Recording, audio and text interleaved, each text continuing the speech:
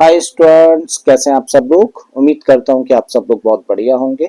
तो भाई last class में हम लोगों ने बात करी थी कि कैसे जब हम लोगों को एक क्वाड्रेटिक इक्वेशन दे दी जाए तो उस क्वाड्रेटिक इक्वेशन के मिडिल टर्म को स्प्लिट करके हम लोग उस इक्वेशन को सॉल्व कर सकते हैं।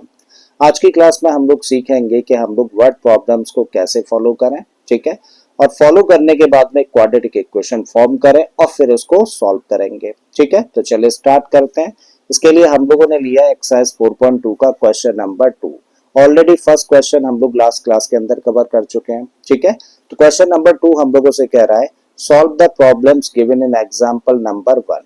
तो एग्जाम्पल नंबर 1 में जो प्रॉब्लम्स हम लोगों को दे रखे हैं उन्हें हमें सॉल्व करने के लिए बोला गया है। और जब हम लोग एग्जाम्पल नंबर 1 पर जाए तो भाई साहब इसके अंदर हम लोगों को दो प्रॉब्लम्स देखने को मिलती हैं। पहली प्रॉब्लम ये है जबकि दूसरी ये है। ठीक है, दोनों ही अपने आप में क्या है, वर्ड प्रॉब्लम्स हैं। तो हमें क्या करना है भाई, इन प्रॉब्लम्स को एक एक करके सॉल्व करना है। ठीक है, तो चलिए स्टार्ट करते हैं फर्स्ट वर्ड प्रॉब्लम के साथ में। तो इसमें हम लोगों को बोला है John and Jeevanti together have 45 marbles. Both of them lost 5 marbles each, and the product of the number of marbles they now have is 124. We would like to find out how many marbles they had to start with. तो question हम लोगों से कह रहा है कि John और जीवंती के पास मिलाकर, टुगेदर का मतलब दोनों के पास एक साथ मिलाकर जो मार्बल्स है वो कितने हैं, 45 मार्बल्स हैं। तो जॉन और जीवंती दोनों के पास मिलाकर कितने मार्बल्स हैं, 45 मार्बल्स हैं। अब देखो कुछ मार्बल्स किसके पास होंगे, जॉन के पास में होंगे, कुछ जीवंती के पास में होंगे। तो क्वेश्चन हम लोगों से कह रहा है कि जितने जितने मार्बल्स इन दोनों के पास थे, अगर दोनों के पास से 5 मार्बल्स खो जाते हैं तो जब मार्बल्स खो जाएंगे तो जितने मार्बल्स बचेंगे ना, उन बचे हुए मार्बल्स का जो प्रोडक्ट है वो किसके बराबर है, 124 के बराबर है। तो बताइए स्टार्टिंग में जॉन और जीवंती के पास कितने कितने मार्बल्स थे। ठीक है, तो क्या निकालना है हम लोगों को निकालना है कि स्टार्टिंग में जॉन और जीवंती के पास इंडिविजुअली, यानी कि दोनों के पास अलग अलग कितने कितने मार्बल्स थे। ठीक है, तो चलिए स्टार्ट करते हैं। और स्टार्ट कहां से कर रहा है, यहां से। दोनों के पास मिलाकर कितने मार्बल्स थे, 45 मार्बल्स थे। करेक्ट है। तो देखिए आगे बढ़ने से पहले एक छोटी सी चीज समझ लेते हैं, उससे कहानी काफी हद तक आपको क्लियर हो जाएगी। अगर मैं आपसे कहूं कि ये मैं हूं ए और ये है आप बी, करेक्ट। हम दोनों के पास मिलाकर अगर 10 रुपीज हैं, देखिए दोनों के पास मिलाकर कितने रुपीज हैं, 10 रुपीज हैं। इसका मतलब मेरे पास कुछ अमाउंट है और आपके पास में कुछ अमाउंट है, और दोनों के अमाउंट का सम कितना है, 10 रुपीज है। अब अगर आपसे बोला जाए कि भाई मेरे पास ना 3 रुपीज है, मेरे पास 3 रुपीज है, तो आपके पास कितने होंगे भाई साहब, कैसे निकालोगे। देखो इस 10 में से 3 को माइनस कर दें तो क्या निकल आया, 7 निकल आया। इस तरीके से आपके पास 7 है, मेरे पास में 3 रुपीज है और दोनों का सम 10 है। ठीक है, तो जब भी कभी ऐसा केस होता है ना जहां पे कि हम लोगों को सम दे रखा हो, क्या दे रखा हो, दो क्वांटिटीज का सम हम लोगों को दे रखा है, और उन दोनों क्वांटिटीज में से एक क्वांटिटी अगर हम लोगों को पता हो तो हम लोग दूसरी निकाल सकते हैं। कैसे, सम में से जो क्वांटिटी हम लोगों को दे रखी है, जो नंबर हम लोगों को दे रखा है, इसको माइनस करके दूसरे की वैल्यू हम लोग फाइंड कर सकते हैं। ठीक है, तो यही अप्रोच देखो इस क्वेश्चन में हम लोग लगाने वाले हैं। मान लेते हैं हम लोग, देखो जॉन या जीवंती दोनों में से किसी भी एक के पास मार्बल्स कंसीडर कर लेते हैं। तो हम लोगों ने लेट किया, let the number of marbles, let the number of marbles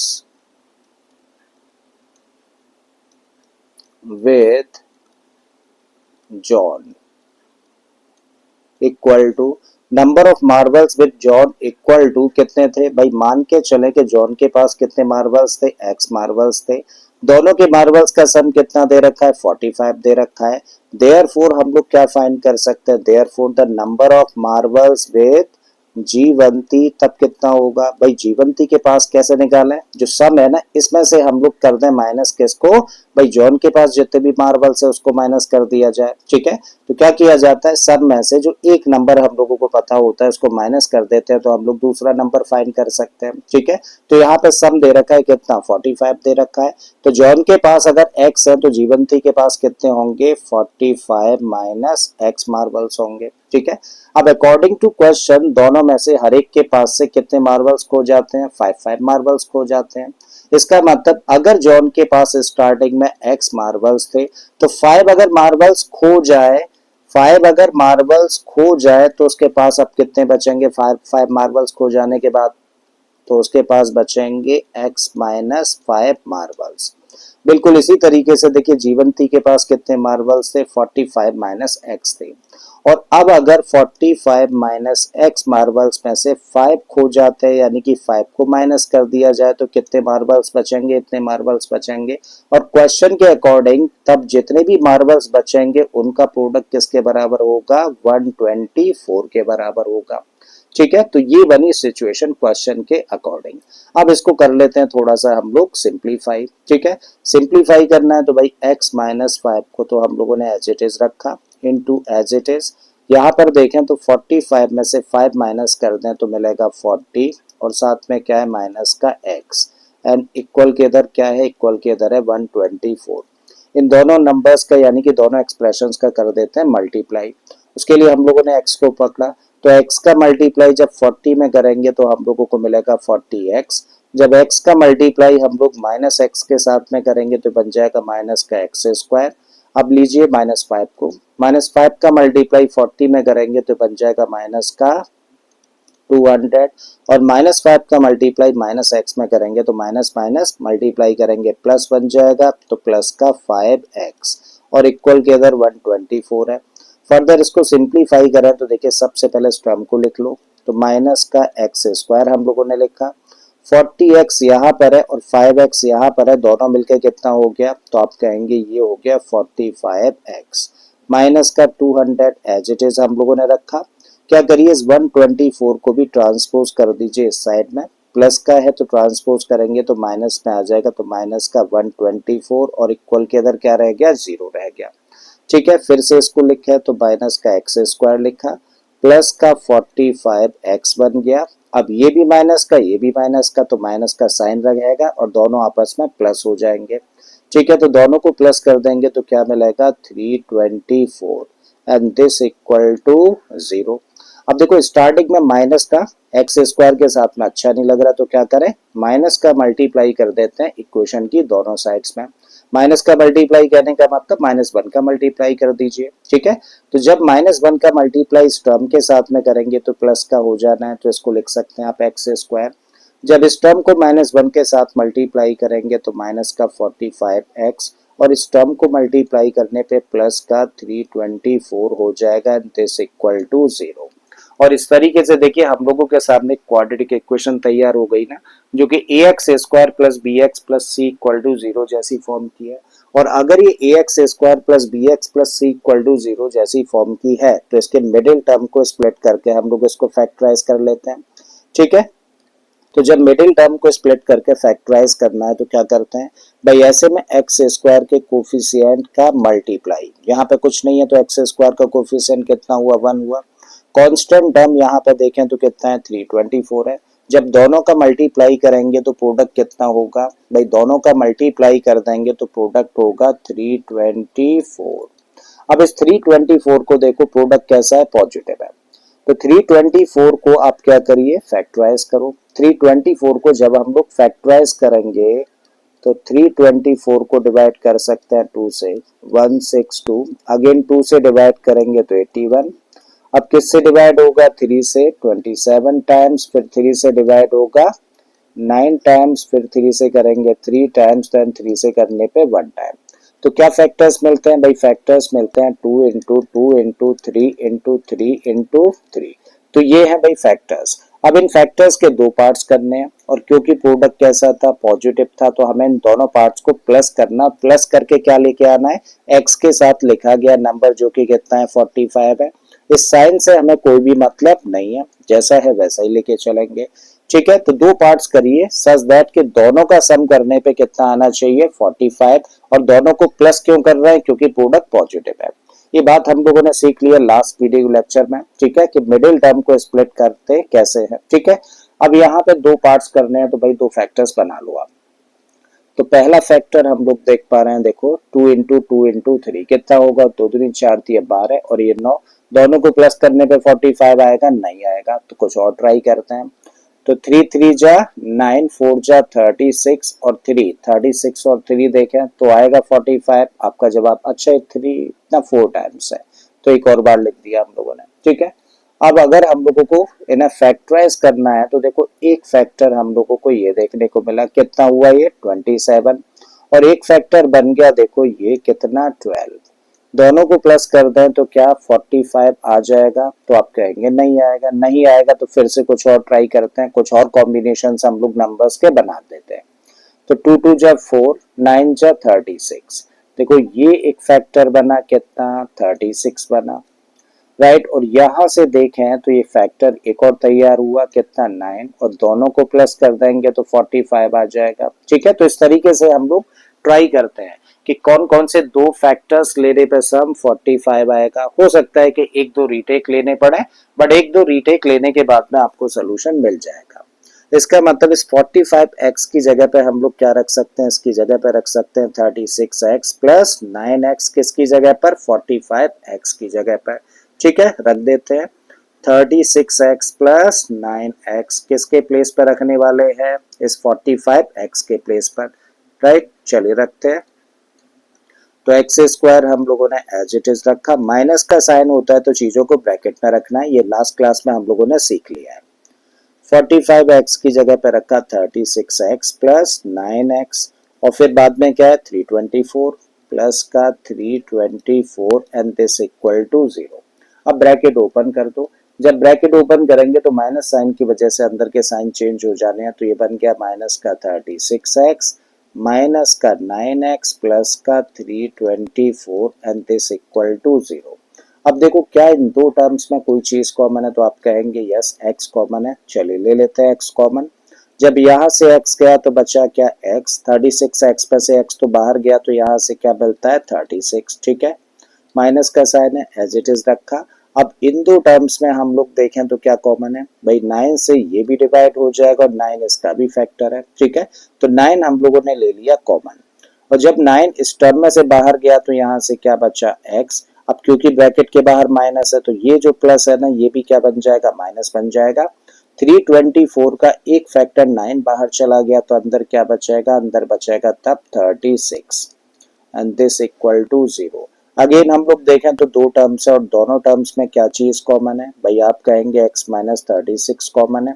common ले लिया, तब बचेगा क्या, देखो इस टर्म में से ये तो गया बाहर, तब बचा x, और इस टर्म में से x माइनस 36 बाहर ले लिया तो यहाँ से क्या बचा माइनस का 9 एंड दिस इक्वल टू 0। अब दो एक्सप्रेशंस का प्रोडक्ट 0 है, ये तभी पॉसिबल है जब या तो x माइनस 36 0 के बराबर है या फिर x माइनस 9 0 के बराबर है। अगर x माइनस 36 0 के बराबर है तो x की वैल्यू यहाँ से आ गई 36, और भाई यहाँ से x की वैल्यू मिल जाती है हम लोगों को 9। करेक्ट है, इसका मतलब जॉन के पास, जॉन का लिया है ना हम लोगों ने x और x की वैल्यू निकाली है, तो इसका मतलब जॉन के पास या तो 36 मार्बल्स है या फिर जॉन के पास में 9 मार्बल्स है। ठीक है, तो इसका मतलब अब यहाँ से कितने केसेस बन जाते हैं, दो केसेस बन जाते हैं, राइट। चलिए लिखते हैं, so case number 1 when x equal to what 36, और यहाँ पे ले लेते हैं case number 2 when x equal to 9। इसका मतलब जब जॉन के पास x किसके पास है, जॉन के पास है ना, तो जब जॉन के पास 36 मार्बल्स हैं देन जीवंती के पास कितने होंगे 45 माइनस एक्स। ठीक है, देन 45 माइनस एक्स का मतलब हुआ 45 माइनस 36 इट मीन्स 9। इसका मतलब पहली सिचुएशन ये हो सकती है कि जॉन के पास में 36 मार्बल्स हैं और जीवंती के पास में 9 मार्बल्स हैं, या फिर दूसरी सिचुएशन क्या हो सकती है, दूसरी सिचुएशन में हम लोग कह सकते हैं कि भाई जॉन के पास तो 9 मार्बल्स हैं, देन जीवंती के पास कितने होंगे 45 माइनस एक्स। ठीक है, इसका मतलब 45 माइनस 9, और 45 माइनस 9 का मतलब कितना हुआ 36। ठीक है, तो ये आंसर हो जाता है भाई इस क्वेश्चन का। तो आप क्या कह सकते हैं, आप कह सकते हैं either John has 36 marbles and Jivanti has 9 marbles, or John has 9 marbles and Jivanti has 36 marbles. ठीक है, तो ये आंसर हुआ भाई इस फर्स्ट पार्ट का। आई थिंक ये वाली प्रॉब्लम आपको समझ आ गई होगी। समझ आ गई है तो अब दूसरी प्रॉब्लम हम लोग ले लेते हैं। अब अगले क्वेश्चन में हम लोगों को दिया है a cottage industry produces a certain number of toys in a day. तो क्वेश्चन हम लोगों से कह रहा है कि कॉटेज इंडस्ट्री है जो एक दिन में कुछ खास number of toys he produce करती है। The cost of production of each toy was found to be 55 minus the number of toys produced in a day। तो जो कॉस्ट ऑफ प्रोडक्शन निकल के आती है ना हर एक टॉय की, तो कॉस्ट ऑफ प्रोडक्शन हर एक टॉय की जो निकल कर आती है वो किसके बराबर है, जितने टॉयज बनाए जाते हैं ना उस दिन में, एक दिन में, ठीक है, 55 में से उतने टॉयज को माइनस कर दें तो हमें क्या मिल जाती है, एक टॉय की कॉस्ट मिल जाती है। On a particular day, the cost of production was rupees 750. Then we would like to find out the number of toys produced on that day। तो एक खास दिन ऐसा देखा गया कि जो टोटल कॉस्ट है प्रोडक्शन की वो 750 रुपीज है। तो बताइए उस दिन फैक्ट्री में यानी कि उस इंडस्ट्री के अंदर कितने टॉयज प्रोड्यूस किए गए थे, मतलब कितने टॉयज बनाए गए थे। ठीक है, तो आई थिंक क्वेश्चन समझ आ गया। फाइनली क्या निकालना है, क्वेश्चन के अकॉर्डिंग हम लोगों को total number of toys produce find करना है। ठीक है, तो टोटल नंबर ऑफ टॉयज हम लोगों को फाइंड करना है, तो इस चीज को लेट कर लेते हैं। राइट, तो लेट किया हम लोगों ने, let the number of toys, let the number of toys produced equal to x. तो मान लिया कि उस पर्टिकुलर डे में जो total number of toys produce करे गए थे वो कितने थे, एक्स थे। अब क्वेश्चन के अकॉर्डिंग जब total number of toys x produce करे थे तो एक टॉय की कॉस्ट कितनी आएगी, therefore the cost of one toy, cost of production कह दीजिए, कॉस्ट कह दीजिए, ठीक है, चलिए कॉस्ट ऑफ प्रोडक्शन कह देते हैं। Therefore the cost of production, cost of production of one toy. तो एक टॉय की कॉस्ट कितनी होगी भाई, एक टॉय की कॉस्ट होगी 55 माइनस 55 में से माइनस करें किसको, जितने टॉयज उस दिन प्रोड्यूस किए गए उसको। ठीक है, तो उस दिन कितने टॉयज प्रोड्यूस करे थे, एक्स करे थे, तो इसका मतलब एक टॉय की जो कॉस्ट होगी वो किसके बराबर होगी, 55 माइनस जितने टॉयज प्रोड्यूस करे थे मतलब एक्स।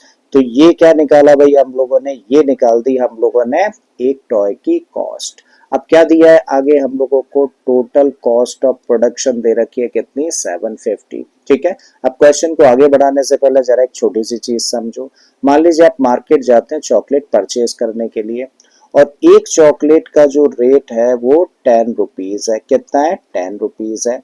अब अगर आपको 3 चॉकलेट्स परचेज करनी है तो भाई साहब कितनी कॉस्ट आएगी टोटल, भाई एक चॉकलेट की कॉस्ट आपको पता है, कितनी चॉकलेट्स परचेज करनी है ये आपको पता है, तो टोटल कॉस्ट कितनी होगी के लिए क्या करें, एक चॉकलेट की कॉस्ट यानी कि 10 में मल्टीप्लाई कर दें किसका, नंबर ऑफ चॉकलेट जितनी भी खरीदी जानी है। ठीक है, तो जब 3 का मल्टीप्लाई कर देंगे तो टोटल कॉस्ट कितनी निकल आई, 30 निकल आई। अब यही अप्रोच देखो हम लोग यहाँ पे लगाने जा रहे हैं। ठीक है, हम लोगों को दे रखा है कि एक टॉय को बनाने की कॉस्ट कितनी है, इतनी है, और कितने टॉय बनाए जाते हैं उस दिन, इतने टॉयज बनाए जाते हैं। तो अगर हम लोग एक टॉय की कॉस्ट को मल्टीप्लाई करते हैं किसके साथ में, total number of toys produced on that day के साथ में, तो हमें क्या मिल जाएगी, टोटल कॉस्ट मिल जाएगी ना। ठीक है, तो यही चीज लगाने जा रहे हैं हम लोग।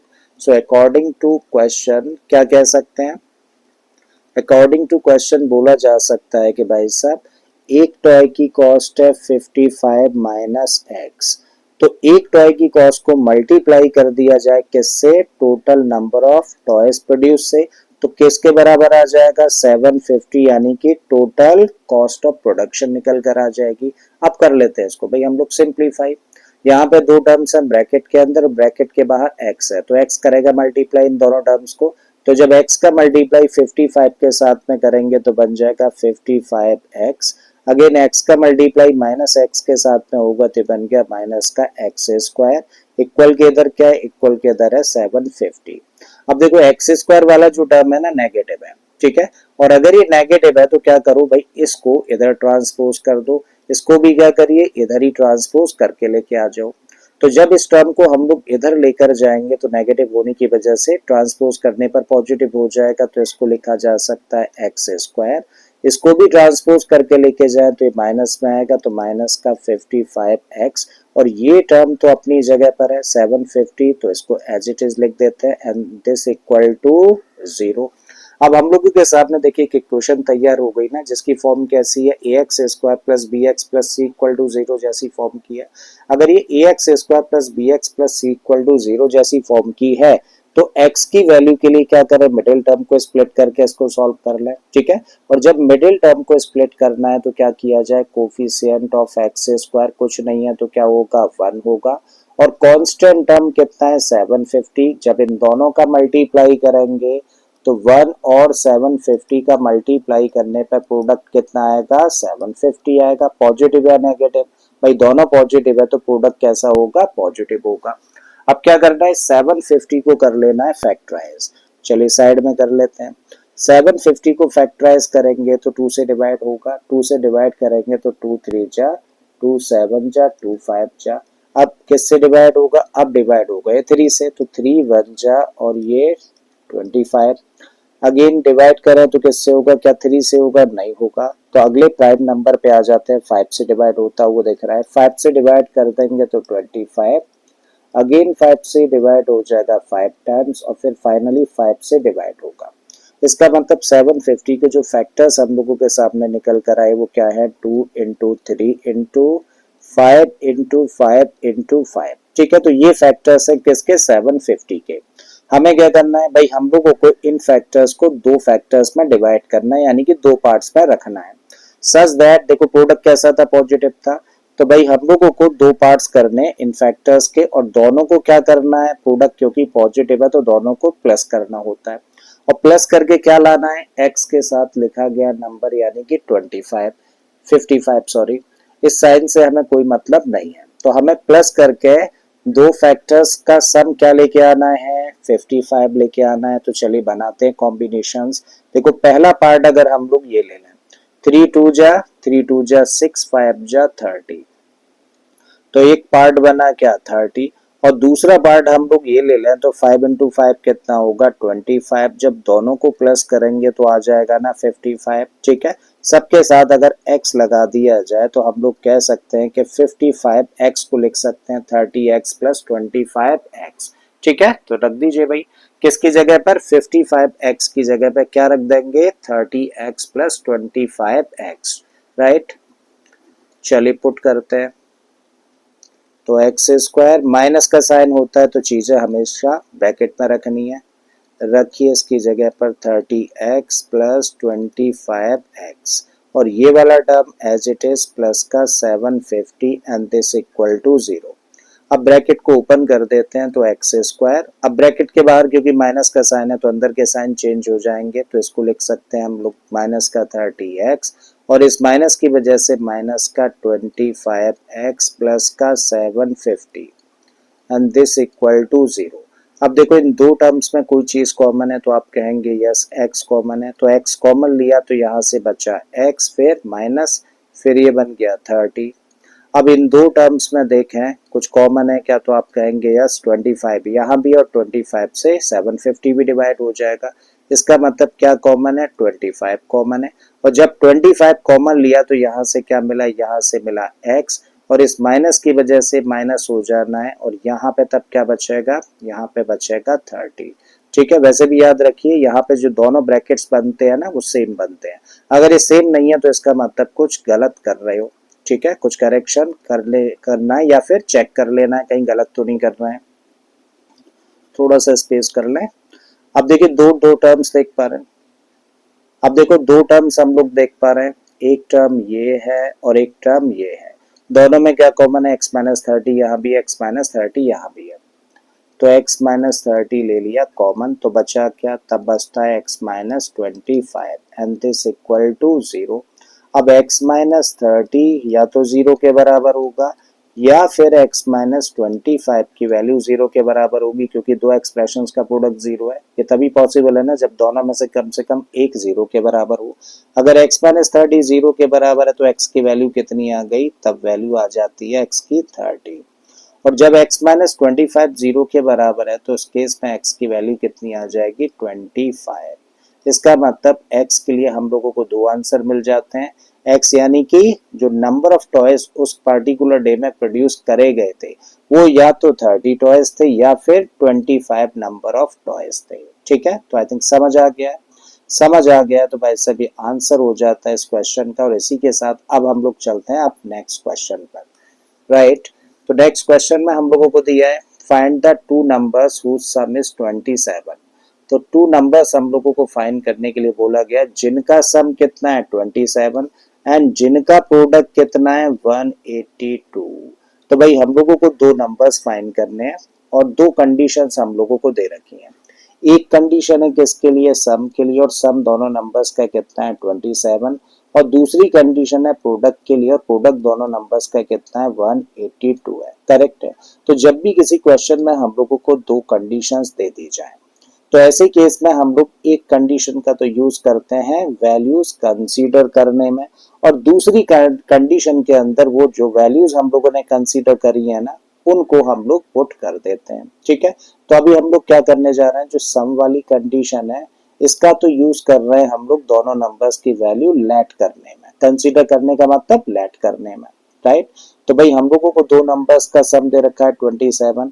अब मान लेते हैं कि भाई साहब इन दोनों नंबर्स में से एक नंबर क्या है x है। ठीक है, तो क्या लेट किया हम लोगों ने, let one of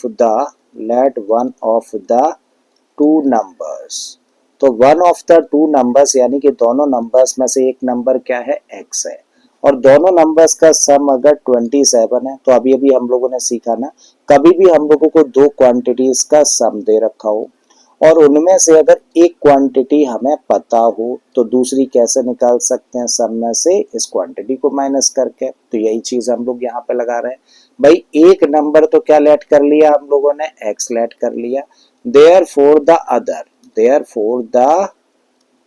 other number क्या होगा, दूसरा नंबर क्या होगा के लिए क्या करें, सम में से इस नंबर को माइनस कर दें और सम कितना है 27। तो 27 में से माइनस कर दें किसको, x को। तो ये बन गया दूसरा नंबर। ठीक है, तो एक कंडीशन का हम लोगों ने यूज किया, किस लिए यूज किया, वैल्यूज को लेट करने में यानी कि नंबर्स को लेट करने में। तो पहला नंबर क्या है अब x है और दूसरा नंबर क्या है 27 माइनस x है। तो एक कंडीशन सम वाली तो हम लोगों ने यूज कर ली। अब किस कंडीशन पे जाएंगे, प्रोडक्ट वाली कंडीशन पे जाएंगे। तो नाउ अकॉर्डिंग टू क्वेश्चन दो नंबर्स क्या है, x है पहला नंबर, दूसरा है 27 माइनस x और इन दोनों नंबर्स का मल्टीप्लाई करते हैं तो प्रोडक्ट मिल जाएगा जो कि किसके बराबर होगा 182 के बराबर होगा क्वेश्चन के अकॉर्डिंग। ठीक है, तो चलिए कर दीजिए। x यानी कि पहला नंबर और दूसरा नंबर है 27 माइनस एक्स। जब दोनों का मल्टीप्लाई करें तो प्रोडक्ट कितना निकल के आएगा, प्रोडक्ट आएगा 182 क्वेश्चन के अकॉर्डिंग। अब इसको सिंप्लीफाइड फॉर्म में लेके आए थोड़ा सा। तो x का मल्टीप्लाई 27 में करेंगे तो 27x और जब x का मल्टीप्लाई माइनस x में करेंगे तो माइनस का x स्क्वायर और इक्वल के इधर क्या है 182। अब एक्स स्क्वायर वाला जो टर्म है ना वो नेगेटिव है। ठीक है, तो क्या करिए इस टर्म को इधर ट्रांसपोज कर दो, साथ ही इसको भी इधर ट्रांसपोज कर दो। ठीक है, तो इन दोनों ही टर्म्स को हम लोग देखो इधर ट्रांसपोज कर रहे हैं। जब हम लोग एक्स स्क्वायर को ट्रांसपोज करेंगे इस साइड में तो ये प्लस का बन जाएगा, तो इसको लिख सकते हैं हम लोग एक्स स्क्वायर। इस टर्म को ट्रांसपोज करेंगे तो प्लस का था तो ये माइनस का बनेगा यानी कि माइनस का 27x और ये टर्म तो अपनी जगह पर है ना, ये एज इट इज रहेगा 182 एंड दिस इक्वल टू 0। ठीक है, अब हम लोगों के सामने देखिए बन गई ना standard form, a x square plus b x plus c equal to 0 जैसी फॉर्म है, मतलब क्वाड्रेटिक इक्वेशन है। और क्वाड्रेटिक इक्वेशन है तो भाई साहब इसके मिडिल टर्म को स्प्लिट करके इसको हम लोग फैक्टराइज करें और इसे सॉल्व कर लें। मिडिल टर्म को स्प्लिट करना है तो कोफिशिएंट ऑफ एक्स स्क्वायर और कांस्टेंट टर्म का मल्टीप्लाई करें।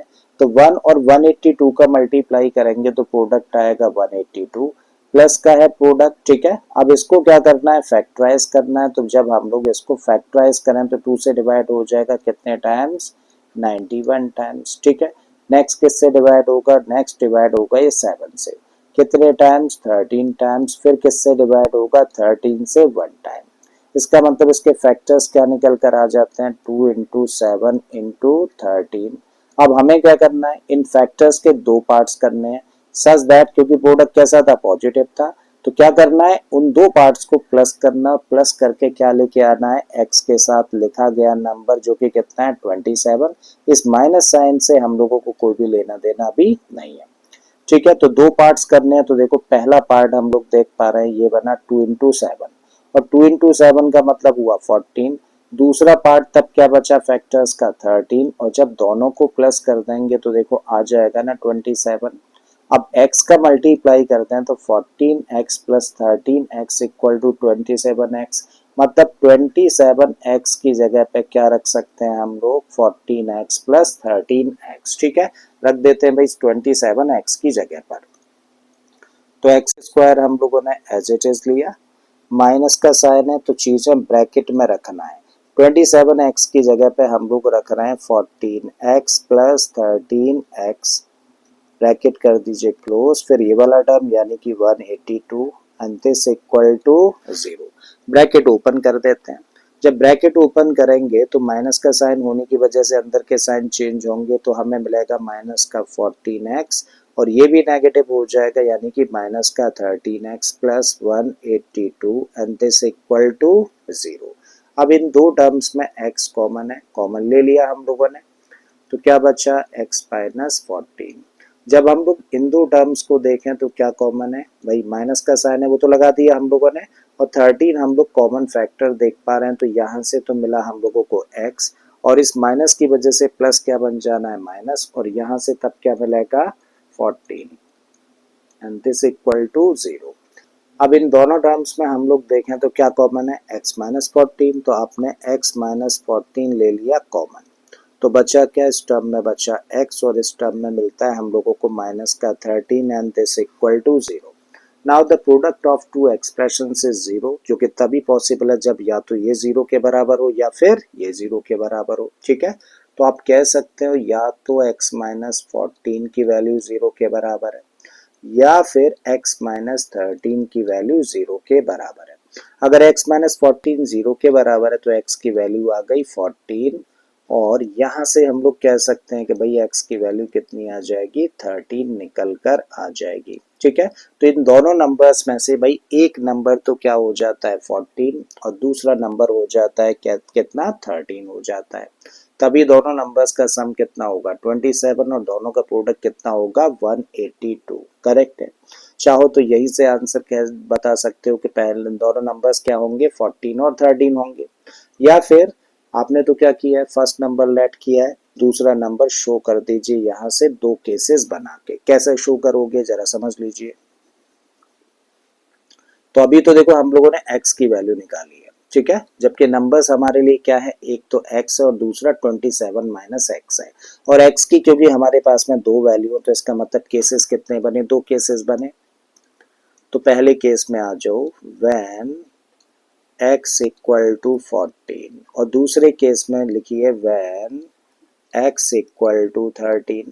जब x 14 है तो दूसरा नंबर क्या होगा 27 माइनस x होगा, सो देयरफॉर 27 माइनस x की वैल्यू कितनी होगी भाई, 27 में से 14 माइनस कर दें तो कितनी आ गई 13। बिल्कुल ऐसे ही जब x 13 है तो फिर हम लोगों को चाहिए क्या, देयरफॉर 27 माइनस x ही दूसरा नंबर होगा। ठीक है, तो इसकी वैल्यू रख दीजिए 27, और x की जगह पे यहाँ पे रखा 13, तो क्या निकल के आ गया 14। करेक्ट, तो इसका मतलब आंसर में क्या कह सकते हैं हम लोग, भाई हम लोग कह सकते हैं कि पहला नंबर अगर 14 है तो दूसरा क्या होगा 13 होगा, या फिर पहला अगर 13 है तो दूसरा क्या होगा 14 होगा, लेकिन कोई भी स्पेसिफिक ऑर्डर नहीं दे रखा किसी भी सर्टेन कंडीशन के अंदर। तो भाई ऐसे में हम लोग क्या कह सकते हैं कि दोनों में से एक नंबर 14 होगा और दूसरा 13 होगा, वो चाहे इसके बेसिस पर कह दीजिए या फिर इसके बेसिस पर। ठीक है, so therefore one of the numbers is 14 and the other is 13, यानी कि दोनों नंबर्स में से एक तो 14 है और दूसरा क्या होगा 13 होगा। ठीक है, ये आंसर हुआ, आई थिंक समझ आ गया होगा। अब समझ आ गया तो चलते हैं भाई अब नेक्स्ट क्वेश्चन पर। अब अगले क्वेश्चन में हम लोगों को दिया है find two consecutive positive integers sum of whose squares is 365। तो क्या निकालना है, दो कंसेक्यूटिव पॉजिटिव इंटीजर्स हम लोगों को फाइंड करने हैं जिनका के स्क्वायर्स का सम, जिनका के स्क्वायर्स का सम किसके बराबर है, 360 के 65 के बराबर है। ठीक है, तो भाई यहाँ पे हम लोगों को क्या बोला है, दो कंसेक्यूटिव पॉजिटिव इंटीजर्स है। और जब दो कंसेक्यूटिव पॉजिटिव इंटीजर्स हैं तो पहले तो मुझे बताओ कंसेक्यूटिव पॉजिटिव इंटीजर्स क्लियर है भाई। कंसेक्यूटिव पॉजिटिव इंटीजर्स की बात करें तो पहला नंबर 1 है तो अगला क्या होगा 2, फिर 3, 4, 5, 6, यही सारे के सारे क्या है कंसेक्यूटिव पॉजिटिव इंटीजर्स होते हैं। और कंजुगेटिव पॉजिटिव इंटीजर्स का ही दूसरा नाम क्या होता है, नेचुरल नंबर्स होता है। ठीक है, तो हम लोगों को बोला है या तो बोल दिया जाए कि दो नेचुरल नंबर्स हैं या फिर दो कंजुगेटिव पॉजिटिव इंटीजर्स हैं। अब जब हम लोग दो कंजुगेटिव पॉजिटिव इंटीजर्स को देखने का काम करें तो मान लीजिए पहला ना नंबर 1 है तो दूसरा क्या होगा 2 होगा, दोनों के बीच में डिफरेंस कितना है 1 का है। फिर अगर एक नंबर 2 है तो अगला ही क्या होगा 3, फिर से देखें तो 1 का डिफरेंस होता है। बिल्कुल ऐसे यहाँ भी 1 का डिफरेंस होता है। इसका मतलब जब भी कभी हम लोगों को दो कंसेक्यूटिव पॉजिटिव इंटीजर्स दे दिए जाएं तो उनका डिफरेंस कितना होता है 1 का डिफरेंस होता है। इसका मतलब एक इंटीजर को आप मान सकते हो x और अब अगला अगर हम लोगों को मानना है तो x प्लस 1 होगा क्योंकि 1 का डिफरेंस होता है। एक पता है तो जस्ट क्या करिए अगला चाहिए तो प्लस 1 कर दीजिए। तो इस तरीके से दो कंसेक्यूटिव पॉजिटिव इंटीजर्स लेट करने होते हैं तो क्या लेट करते हैं x और x प्लस 1। ठीक है, लेट कर लेते हैं भाई। So let the two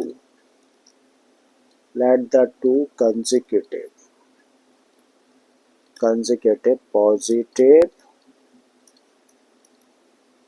integers b, पहला क्या होगा x और दूसरा मान लेते हैं क्या होगा x प्लस 1। तो ये पहला इंटीजर है और ये दूसरा इंटीजर है। क्वेश्चन के अकॉर्डिंग इन दोनों इंटीजर्स के स्क्वायर्स का सम किसके बराबर है 365 के बराबर है। ठीक है, तो इन दोनों पॉजिटिव इंटीजर्स के स्क्वायर्स का सम बोला है 365 के बराबर है। तो भाई सब नंबर तो x है, अकॉर्डिंग टू क्वेश्चन इस नंबर का क्या स्क्वायर क्या होगा एक्स स्क्वायर होगा। दूसरा नंबर क्या है x प्लस 1 है तो इसका स्क्वायर क्या होगा, इसका स्क्वायर होगा x प्लस 1 का होल स्क्वायर। और दोनों स्क्वायर्स का सम बोला है का मतलब दोनों को प्लस करें तो किसके बराबर होगा, ये होगा 365 के बराबर। अब कर लेते हैं इसको सिंप्लीफाई। तो x square as it is हम लोगों ने रख दिया। जब हम लोग यहाँ पर आए तो फॉर्म कैसी बन रही है, ए प्लस बी के होल स्क्वायर जैसी बन रही है। एक्सपेंड कर दो तो आप कहेंगे ए स्क्वायर प्लस बी स्क्वायर का मतलब 1 का स्क्वायर क्या होगा 1, 2ab का मतलब क्या होगा, ये हो जाएगा 2x एंड इक्वल के इधर क्या है 365 है। एक्स स्क्वायर और एक्स स्क्वायर मिलकर बन गया 2x स्क्वायर प्लस का 2x एज इट इज हम लोगों ने रख दिया, प्लस का 1 एज इट इज रखा और इसको ट्रांसपोज करके लेके आ जाए इस साइड में, माइनस में आ जाएगा ये तो माइनस का 365 and this equal to 0। 2x square as it is plus का 2x एज इट इज हम लोगों ने रखा। अब 365 नेगेटिव है और ये 1 पॉजिटिव है। नेगेटिव नंबर बड़ा है तो इसका साइन बड़े में से छोटे को माइनस कर दें तो 364 इक्वल के इधर 0 है। हम लोग देख रहे हैं तीन टर्म्स है और तीनों के तीनों ऐसे टर्म्स है जिनमें के 2 एक कॉमन फैक्टर है। तो भाई दोनों साइड्स को हम लोग क्या कर रहे हैं इस इक्वेशन की 2 से डिवाइड कर रहे हैं। तो जब इस टर्म को 2 से डिवाइड करेंगे तो मिलेगा एक्स स्क्वायर, इस टर्म को 2 से डिवाइड कर दें तो मिलेगा x और इसको 2 से डिवाइड कर देंगे तो यहाँ से मिलेगा हम लोगों को 182 और इक्वल के इधर 0 को 2 से डिवाइड करेंगे तो 0 ही आएगा। ठीक है, अब फॉर्म बन गई a x square plus b x plus c equal to 0 जैसी। मिडिल टर्म को कर लेते हैं स्प्लिट। जब मिडिल टर्म को स्प्लिट करना है तो भैया एक्स स्क्वायर का कोफिशिएंट देखें जो कि 1 है, कांस्टेंट टर्म देखें तो माइनस का 182 है, 1 और माइनस का 182 का मल्टीप्लाई करेंगे तो प्रोडक्ट क्या आएगा माइनस का 182। प्रोडक्ट कैसा है, प्रोडक्ट नेगेटिव है। अब 182 को कर लो आप फैक्टराइज, तो 182 को जब हम लोग फैक्टराइज करें तो 2 से डिवाइड होगा 9 1। ठीक है, फिर से हम लोग देखें तो किससे 3 से डिवाइड होगा, 7 टाइम्स, 3 से नहीं, ये 7 से डिवाइड होगा। किससे डिवाइड होगा, 7 से कितने टाइम्स, 13 टाइम्स, और फिर 13 से डिवाइड होगा 1 टाइम। इसका मतलब 182 के जो फैक्टर्स निकल कर आते हैं वो है 2 इंटू 7 इंटू 13। हमें क्या करना है, इन फैक्टर्स के दो पार्ट्स करने हैं, सच दैट कि एक पार्ट में से दूसरे को क्या करना है, माइनस करना है, क्योंकि प्रोडक्ट नेगेटिव है, ठीक है। एक पार्ट में से दूसरे को माइनस करके क्या लेके आना होता है, एक्स के साथ लिखा गया नंबर कुछ नहीं लिखा है तो क्या होता है, 1 होता है। इसका मतलब हमें क्या करना है, दो पार्ट्स करने हैं, दोनों पार्ट्स में से एक पार्ट में से दूसरे को माइनस करके क्या लेके आना है, 1 लेके आना है। तो भाई एक पार्ट तो बन गया क्या, ये वाला, यानी कि 14, और एक पार्ट बन गया ये 13, माइनस करेंगे तो 1 आ जाएगा ना। अब वेरिएबल x है तो सब जगह पे x लगा दीजिए, तो इस तरीके से 1x यानी कि x की जगह पे रख सकते हैं 14x माइनस 13x, ठीक है। रख देते हैं, थोड़ा सा स्पेस भी कर लेते हैं साथ में। तो x square as it is रखा हम लोगों ने, प्लस का साइन होता है तो कोई ब्रैकेट की जरूरत नहीं है, सिंपली बिंदास होके जो आया है वही रखिए। तो इसको लिख सकते हो आप 14x plus 13x minus 13x, 14x minus 13x minus का 182 एंड दिस इक्वल टू 0। अब देखो इन दो टर्म्स में क्या कॉमन है, आप कहेंगे x कॉमन है, तो यहाँ से क्या बचा, x प्लस यहाँ से बचेगा तब 14। अब इन दो टर्म्स में देखें तो आपका जवाब होगा 13 कॉमन है, माइनस एज इट इज रख दिया हम लोगों ने, और माइनस आ गया ब्रैकेट के बाहर तो अंदर के साइन चेंज होंगे। तो ये वाले टर्म में क्या बचा, x इस माइनस की वजह से माइनस हो जाना है प्लस, और यहाँ पे तब बचेगा 14 एंड दिस इक्वल टू 0। अब दो टर्म्स देख रहे हैं, दोनों टर्म्स में x प्लस 14 यहाँ भी और x प्लस 14 यहाँ भी है, तो x प्लस 14 ले लिया भाई हम लोगों ने कॉमन, तब बचा क्या, x minus 13 and this equal to 0। अब हम लोग देख रहे हैं कि दो एक्सप्रेशंस है जिनका के प्रोडक्ट 0 के बराबर है, और कभी भी अगर दो एक्सप्रेशंस का प्रोडक्ट 0 के बराबर है तो अभी पॉसिबल है जब दोनों में से कम एक 0 हो, या तो ये 0 है या फिर ये 0 है। अब अगर ये 0 है तो हम लोग कहेंगे कि x प्लस 14 0 के बराबर है, और ये 0 के बराबर है तो x माइनस 13 को 0 के क्विट्स कर देंगे। तो x प्लस 14 अगर 0 के बराबर है तो x की वैल्यू कितनी आ गई, माइनस का 14, और यहाँ से x की वैल्यू कितनी आ गई, प्लस का 13, ट्रांसपोज करेंगे तो प्लस का रहेगा, ठीक है। अब x की दो वैल्यूज हमारे सामने है, x इक्वल टू माइनस का 14 है, और यहाँ पर x इक्वल टू प्लस का 13 है। लेकिन क्वेश्चन हम लोगों से कह रहा था कि दो कंसेक्यूटिव पॉजिटिव इंटीजर्स फाइंड करिए, यानी कि इंटीजर्स है, कैसे इंटीजर्स है, पॉजिटिव। क्या ये पॉजिटिव इंटीजर है, नहीं ना, इसका मतलब x इक्वल टू माइनस 14 तो इस क्वेश्चन का आंसर नहीं हो सकता है। सो रिजेक्टिंग, किसको रिजेक्ट कर रहे हैं, rejecting x equal to minus 14 as we are concerned about the positive integers। हमें तो कैसे इंटीजर्स चाहिए, पॉजिटिव इंटीजर्स चाहिए, तो इसका मतलब कौन सा आंसर सही हुआ, ये वाला। तो x इक्वल टू कितना हुआ, 13। So therefore the first integer क्या लेट किया है हम लोगों ने, x, तो first integer x equal to कितना हुआ, 13, एंड द सेकेंड इंटीजर क्या होगा, x प्लस 1, और x प्लस 1 का मतलब 13 प्लस 1, और 13 प्लस 1 का मतलब 14। तो भाई कौन कौन से इंटीजर्स हो जाते हैं, दो इंटीजर्स हो जाते हैं, 13 एंड 14, तो ये आंसर हुआ, ठीक है। So 13 and 14 are two consecutive positive integers, और ये है आंसर इस क्वेश्चन का, ठीक है। तो चलिए बढ़ते हैं अब आगे, अगले क्वेश्चन पर आ जाते हैं।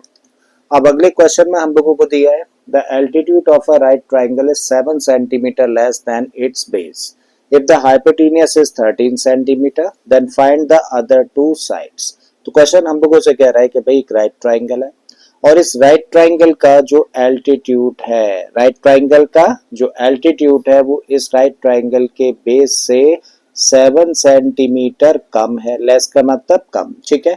तो भाई राइट ट्राइंगल का जो एल्टीट्यूड है वो बेस से 7 सेंटीमीटर कम है, जबकि इस राइट ट्राइंगल की जो हाइपोटेन्यूज की लेंथ दे रखी है वो 13 सेंटीमीटर दे रखी है। तब हमें फाइंड क्या करना है, find the other two sides, यानी कि जो बाकी दो साइड्स होंगी हाइपोटेन्यूज के अलावा, और बाकी दो साइड्स कौन सी होंगी, एल्टीट्यूड और बेस। इसका मतलब हम लोगों को एल्टीट्यूड और बेस की लेंथ फाइंड करनी है, ठीक है। तो चलिए स्टार्ट करते हैं, और एल्टीट्यूड और बेस हम लोग फाइंड करते हैं राइट ट्राइंगल का। अब क्योंकि राइट ट्राइंगल हम लोगों को बोला है, तो चलिए एक राइट ट्राइंगल यहाँ पर हम लोग ड्रॉ कर लेते हैं। तो भाई साहब हम लोगों ने राइट ट्राइंगल यहाँ पे ड्रॉ किया, ठीक है। तो जब हम लोग इस राइट ट्राइंगल की बात करें तो इस राइट ट्राइंगल में राइट एंगल यहाँ पर है। जब राइट एंगल यहाँ पर है तो इसका मतलब राइट एंगल के सामने वाली साइड क्या हुई, हाइपोटेन्यूज हुई। ये क्या है, इसको हम लोग एल्टीट्यूड कह सकते हैं या फिर परपेंडिकुलर भी कह सकते हैं, और इस साइड को हम लोग मान लेते हैं बेस, करेक्ट है। तो ये राइट ट्राइंगल का बेस है, ये परपेंडिकुलर या फिर एल्टीट्यूड है, और ये है हाइपोटेन्यूज। अब क्वेश्चन हम लोगों से कह रहा है कि एल्टीट्यूड जो है वो बेस से 7 सेंटीमीटर कम है। तो देखिए यहाँ पे एल्टीट्यूड और बेस के बीच में रिलेशन है, और किसका जिक्र बाद में किया है, बेस का। इसका मतलब लेट करें तो किसको लेट कर रहे हैं, बेस को लेट कर लेते हैं, ठीक है। तो हम लोगों ने मान लिया कि भाई जिस राइट ट्राइंगल की हम लोग बात कर रहे हैं उसका बेस कितना है, बेस है x सेंटीमीटर का। जब बेस की लेंथ x सेंटीमीटर है तो क्वेश्चन के स्टेटमेंट के अकॉर्डिंग एल्टीट्यूड कितना होना चाहिए, 7 सेंटीमीटर कम, किससे, बेस से। यानी कि जो एल्टीट्यूड की लेंथ होगी वो बेस यानी कि x से 7 सेंटीमीटर कम होगी, और x से 7 सेंटीमीटर कम का मतलब क्या हुआ, x माइनस 7 सेंटीमीटर, ठीक है। हाइपोटेन्यूज की लेंथ हम लोगों को दे रखी है, यानी कि इस साइड की लेंथ दे रखी है कितनी, 13 सेंटीमीटर। तब हम लोगों को बेस फाइंड करना है और एल्टीट्यूड फाइंड करना है, ठीक है। तो चलिए शुरू करते हैं भाई साहब, इसको लिखना। तो लेट किया हम लोगों ने, let the base of the right triangle equal to x centimetre, therefore the altitude of the right triangle कितना होगा, बेस से 7 सेंटीमीटर कम का मतलब हुआ x माइनस 7 सेंटीमीटर, ठीक है। हाइपोटेन्यूज हम लोगों को दे रखी है, हाइपोटेन्यूज की लेंथ हम लोगों को दे रखी है कितनी, 13 centimetre. So using Pythagoras theorem, क्या यूज कर रहे हैं हम लोग, पाइथागोरस थ्योरम। तो यूजिंग पाइथागोरस थ्योरम, और पाइथागोरस थ्योरम क्या कहती है कि परपेंडिकुलर का स्क्वायर प्लस बेस का स्क्वायर किसके बराबर होता है, हाइपोटेन्यूज के स्क्वायर के बराबर, ठीक है। तो लगा दीजिए भाई, परपेंडिकुलर का स्क्वायर प्लस बेस का स्क्वायर किसके इक्वल होगा, हाइपोटेन्यूज के स्क्वायर के बराबर। परपेंडिकुलर कितना है, परपेंडिकुलर का मतलब एल्टीट्यूड कितना है, x माइनस 7 है, तो भैया यहाँ पे रखिए x माइनस 7 और इसका स्क्वायर। बेस कितना है, बेस है भाई x सेंटीमीटर, तो यहाँ पे रखा x और इसका स्क्वायर। हाइपोटेन्यूज 13 सेंटीमीटर है तो इसका स्क्वायर। अब करते हैं थोड़ा सा इसको सिंप्लीफाई, यहाँ पे फॉर्म बन रही है a माइनस बी के होल स्क्वायर जैसी, एक्सपेंड कर देते हैं तो a square plus b square minus 2ab से लिखते हैं इसको। तो a स्क्वायर का मतलब हुआ x square plus b square का मतलब 7 का स्क्वायर कितना होगा, 49, और माइनस 2ab का मतलब हो गया माइनस का 14x, प्लस का x square as it is रखा। 13 का स्क्वायर करेंगे तो ये बन जाएगा 169।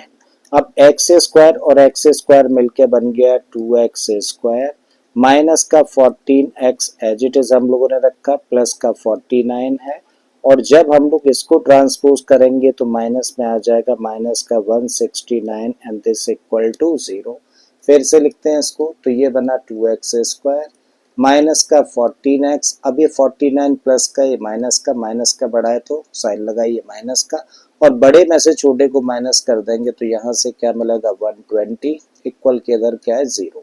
कितने टर्म्स देख पा रहे हैं, इधर 3 टर्म्स हैं, और तीनों के तीनों टर्म्स में हम लोग देखें तो 2 एक कॉमन फैक्टर है, so on dividing both the sides by 2, जब 2 से इसको डिवाइड करेंगे तो ये मिलेगा हम लोगों को x स्क्वायर, यहाँ से मिलेगा 2 से डिवाइड करने पे 7x, और यहाँ से हम लोगों का मिलेगा 60 एंड दिस इक्वल टू 0।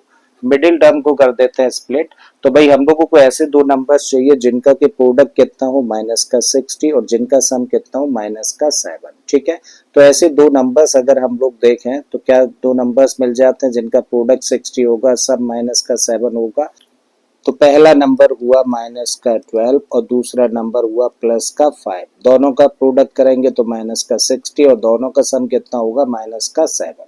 ठीक है, तो मिडिल टर्म को स्प्लिट करके क्या लिख सकते हैं तब, -7x की जगह पे रख सकते हैं -12x plus 5x -60 and this equal to 0।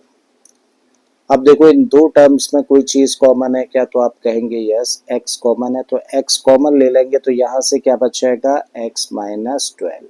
अब इन दो टर्म्स में देखो कोई चीज कॉमन है क्या, यस 5 कॉमन है, तो आपने जब 5 कॉमन लिया तो बचेगा क्या, बचेगा x -12 और इक्वल में क्या है 0।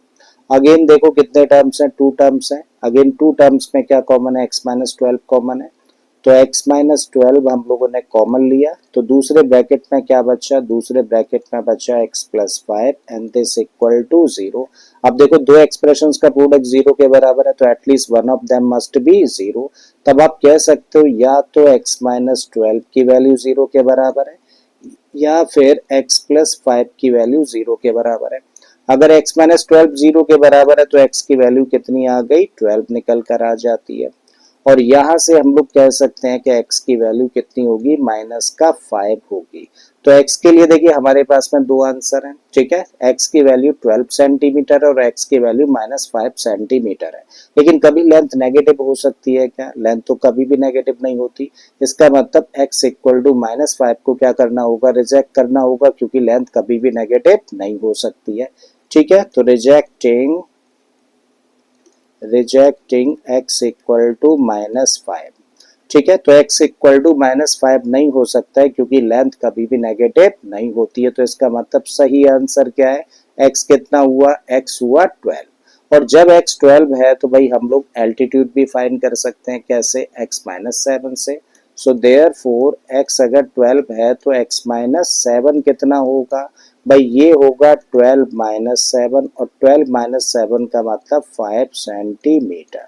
तो इस तरीके से देखो फाइनल आंसर क्या आया, तो फाइनल आंसर बना कि भाई जो बेस है, बेस कितना होगा, base of the right triangle equal to 12 centimetre and the altitude कितना होगा, एल्टीट्यूड की लेंथ होगी 5 सेंटीमीटर। तो ये है आंसर फाइनल। ठीक है, तो आई थिंक ये वाला समझ आ गया। अब समझ आ गया तो भाई इस एक्सरसाइज के लास्ट क्वेश्चन पर आ जाते हैं। ऑलरेडी इस तरीके का हालांकि क्वेश्चन हम लोग कर चुके हैं, बट ये भी बहुत इंपॉर्टेंट है, इसको भी बड़े ध्यान से समझना। इसमें हम लोगों को बोला है a cottage industry produces a certain number of pottery articles in a day. तो क्वेश्चन कह रहा है कि भाई एक कॉटेज इंडस्ट्री है जिसमें कि हर दिन fix number of pottery articles बनाए जाते हैं। It was observed on a particular day that the cost of production of each article was three more than twice the number of articles produced on that day। तो एक खास दिन पर ऐसा observe किया गया कि हर एक आर्टिकल की जो प्रोडक्शन कॉस्ट निकल कर आती है वो किसके बराबर होती है, भाई उस दिन जितने भी आर्टिकल्स बने थे, क्या बोला, उस दिन जितने भी आर्टिकल्स बने थे उसके डबल से 3 रुपए ज्यादा थी हर एक आर्टिकल की cost. And the total production जो कॉस्ट निकल कर आई थी सारे आर्टिकल्स की वो 90 रुपीज थी। तो दो चीजें हमें फाइंड करनी है, क्या, नंबर ऑफ आर्टिकल्स प्रोड्यूस यानी कि उस पर्टिकुलर डे में कितने आर्टिकल्स बनाए गए थे और हर एक आर्टिकल की कॉस्ट क्या थी। तो क्या निकालना है हम लोगों को दो चीजें फाइंड करनी है इस बार, क्या, नंबर ऑफ आर्टिकल्स प्रोड्यूस्ड और the cost of each article. ठीक है, तो चलिए लेट कर लेते हैं। किसको लेट करना है, नंबर ऑफ आर्टिकल प्रोड्यूस्ड को लेट करना है। राइट, तो लिखा हम लोगों ने let the number of articles produced equal to x। मान लिया कि उस दिन कितने आर्टिकल्स बनाए गए थे, तो कितने आर्टिकल्स बनाए गए थे ऐसा लेट किया हम लोगों ने, कितने आर्टिकल्स, x आर्टिकल्स उस दिन प्रोड्यूस करे गए थे, बनाए गए थे। अब एक्स आर्टिकल अगर उस दिन बनाए गए थे तो हर एक आर्टिकल की क्वेश्चन के अकॉर्डिंग कॉस्ट कितनी हुई भाई, लिखते हैं इस बात को। Therefore the cost of one article या ईच आर्टिकल कह दीजिए।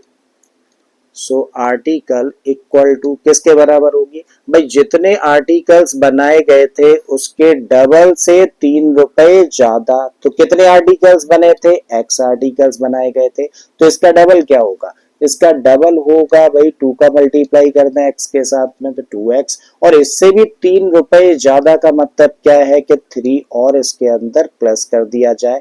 तो इस तरीके से 2x प्लस 3 क्या निकल के आती है, कॉस्ट निकल कर आती है हर एक आर्टिकल की। इसका मतलब एक आर्टिकल को बनाने में इतने रुपए कॉस्ट आती है और इतने आर्टिकल्स बनाए गए थे। जब एक आर्टिकल की कॉस्ट पता है और नंबर ऑफ आर्टिकल्स हम लोगों को पता है तो क्या करें, दोनों का करते हैं मल्टीप्लाई। जब एक आर्टिकल की कॉस्ट पता है और ये पता है कि कितने आर्टिकल्स बनाए थे तो दोनों का क्या करें, मल्टीप्लाई कर देंगे। तो मल्टीप्लाई कर देने से क्या मिलेगा हम लोगों को, टोटल कॉस्ट मिल जाएगी किसकी, प्रोडक्शन की।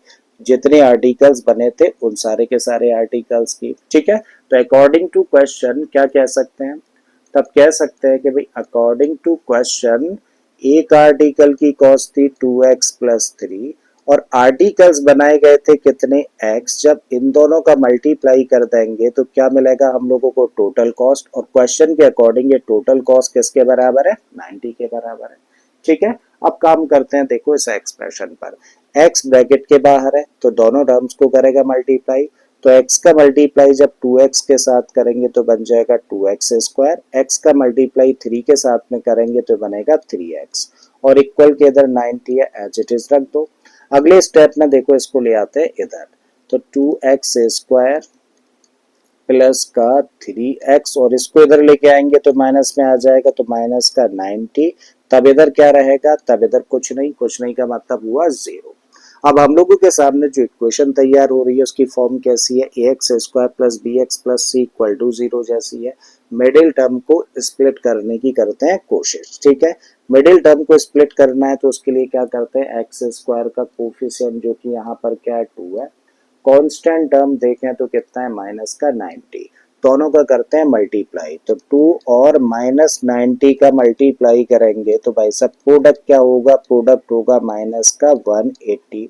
अब इस 180 को कर लो फैक्टराइज, 180 को फैक्टराइज करोगे तो 2 से डिवाइड करने पे 90, 2 से डिवाइड करने पे 45, अब 3 से डिवाइड करोगे तो 15 मिल जाएगा, फिर से डिवाइड किया तो 5 और फिर डिवाइड होगा 5 से। इसका मतलब 180 के जो फैक्टर्स निकल कर आए वो है 2 इंटू 2 इंटू 3 इंटू 3 इंटू 5। क्या करना है भाई हम लोगों को इन फैक्टर्स के दो फैक्टर्स बनाने हैं, यानी कि दो पार्ट्स करने हैं। और प्रोडक्ट कैसा है, नेगेटिव है, तो भाई एक पार्ट में से दूसरे को माइनस करना है और माइनस करके क्या लेके आना है, एक्स के साथ लिखा गया नंबर यानी कि 3 चाहिए हम लोगों को।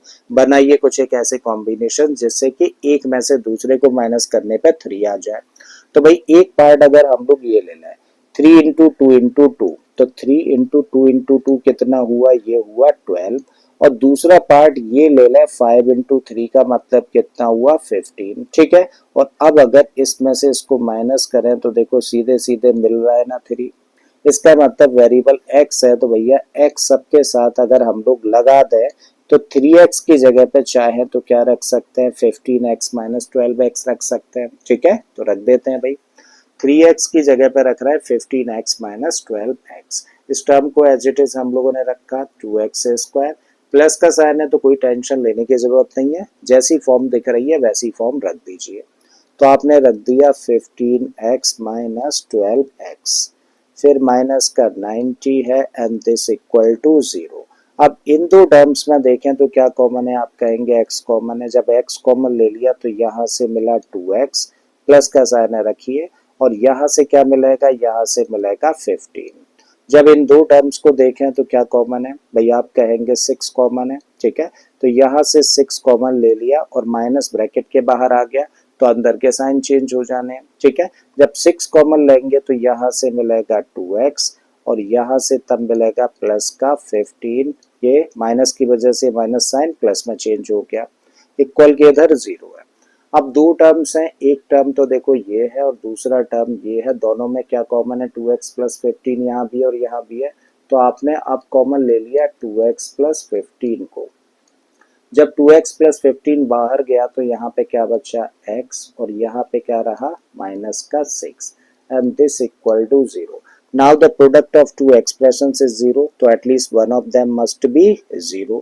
अब आप कह सकते हो कि या तो 2x प्लस 15 की वैल्यू 0 के बराबर है या फिर x माइनस 6 की वैल्यू 0 के बराबर है। ठीक है, तो दो चीजें हम लोगों के सामने है और इन चीजों को आगे लेकर चल रहे हैं।